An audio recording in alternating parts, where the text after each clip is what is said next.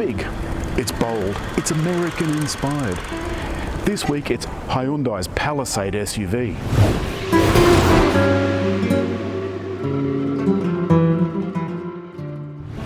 It seems strange that SUVs in Australia are the biggest sellers of the top 10. Most of them are SUVs or utes, the pickup utes. The Hyundai Palisade, it's a simple range. There's just two models, the base model and this Highlander.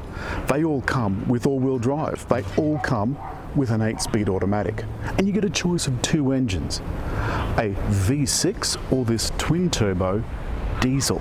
It's just 2.2 litres, but it's got 147 kilowatts of power. Now you might think that's not a lot of power to pull something that weighs over 2,000 kilos, but it's plenty. Believe me, we've had it on the highway, we've had it around town, and we've even done a little bush track work. It was very light bush track work. It's got drive modes for on-road and off-road. There's a big aggressive grille and this incredibly complex light arrangement.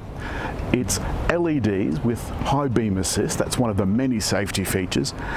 And a lot of people have said they didn't really like the super aggressive stance of the front, but I think it looks really cool. From the side, you see how really big this thing is.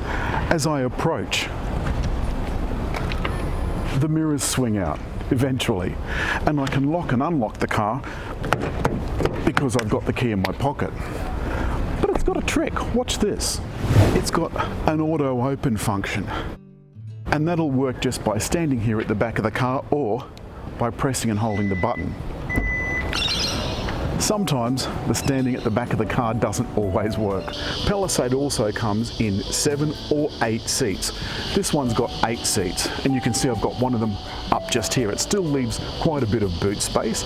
It's not huge, but it still leaves enough to put in a couple of suitcases perhaps, certainly a couple of overnight bags.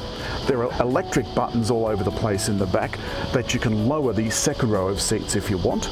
There's also 16 cup holders, USB points all over the place, including for the third row. Plus the second row has a huge amount of space. It is positively palatial back here. There's some shades just in case you want a bit of privacy. There's some air conditioning ducts back here as well. The air conditioning controls, the heated seat controls, and another 180 watt 12 volt power outlet. And behind the front seats there's another couple of those USB points I was talking about. The front is an absolute triumph. It's a mix of cool and class, but it does have some really cool things like a 2-piece sunroof. Only the front part opens up, but you can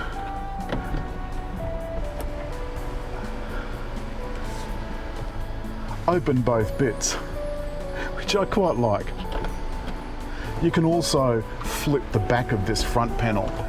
It's just a manual kind of cover, but the headlining is absolutely delicious. It's so soft, it's like really fine velour.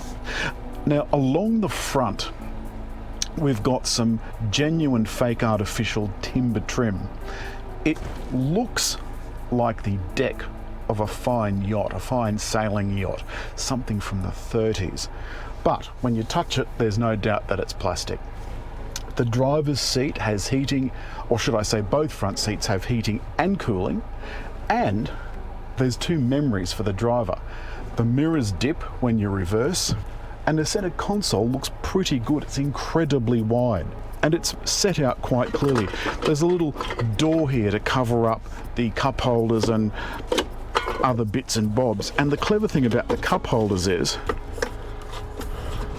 that they fold away like so when not in use, and it gives you this entire area. The center console bin is enormous.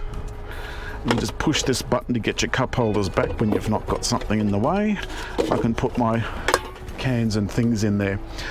Along here is the control unit for the heated steering wheel and the seat heating and cooling. Above that is the camera, and you can see that you get a top-down 360-degree view and a view towards the rear. You can also tell it that you want the rear, the front, or front top-down. I quite like.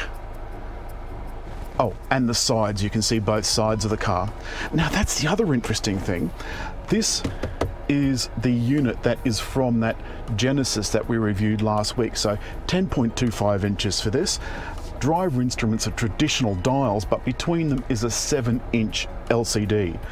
And that has that nifty indicator thing. So if I indicate right, you'll see that a picture has come up, and that's right along the right side of the car. If I indicate left, it's the left side of the car.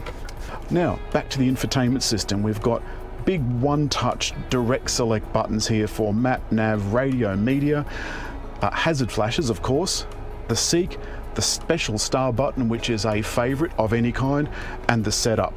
And you go into it and it is nice and clear. This is the latest generation. Of course, it comes with Apple CarPlay, which is what I've got set up at the moment, and that's by cable. Some of the Hyundais and Kias have wireless. This center console is 2-level. There's a tray under that where there's another USB and power outlet. There's another power outlet in here with a USB, and that's where I've got my Navman plugged into. You've also got brake hold, don't forget brake hold. The air conditioning is tri-zone, so there's a zone for the back and one each for the front seat passengers. And the transmission selection, which is by button. So I've selected drive, and I've got it in smart drive mode.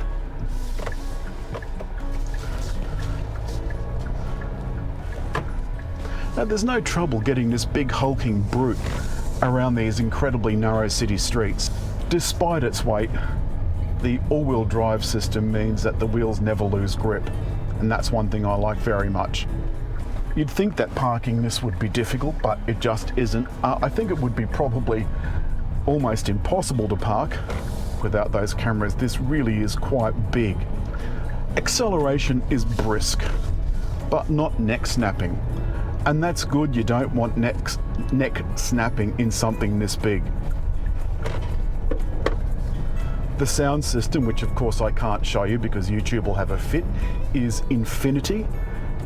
It is really quite good though. A friend of mine who's a bit of a sound aficionado, Jason, said he didn't think much of it. It was a bit sloppy. To augment the driver's instruments, there's also a large heads-up display.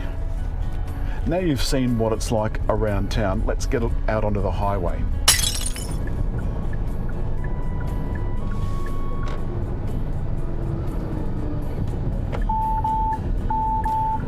Now that was the system telling me that I'm trying to change lanes and there's somebody beside me. Well, I could see there was someone beside me, but the steering wheel was vibrating as well. And there are times at which it also won't let you change lanes. I've now activated my smart cruise control and my active steering. That's active. It also has a Q function. And the Q function is allowing the car to speed up and slow down without me touching it. All the while, the steering is keeping me centered in the lane, which I think is kind of amazing. I'll get back to you once we're out of the tunnel. Our fuel consumption is approaching 10 litres per 100 kilometres. That's not too bad for a car this size. I'd like to see it a little bit less, and on the highway it is less, much less. The 8-speed auto tries to get to top gear as quickly as possible. The ride, as I said, is smooth most of the time, though I do feel that it gets a little bit choppy. If you meet a bump in the middle of a corner, it is quite stiff. Through the week, we've put it through various tests, including David borrowing it for a family weekend. The cabin is fairly quiet too. There's something interesting about Palisade too. Although it is new to Australia, it is not new to Hyundai.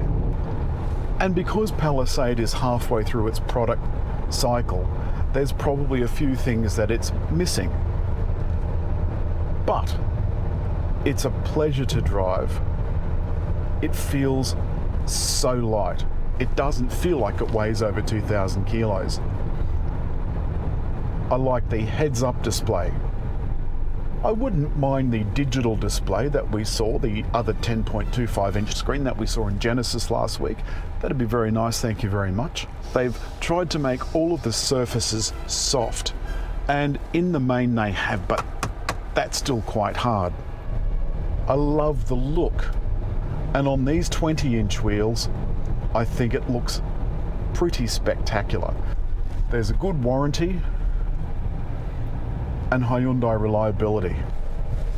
I'd buy this with my own money if I needed a big SUV. Why not?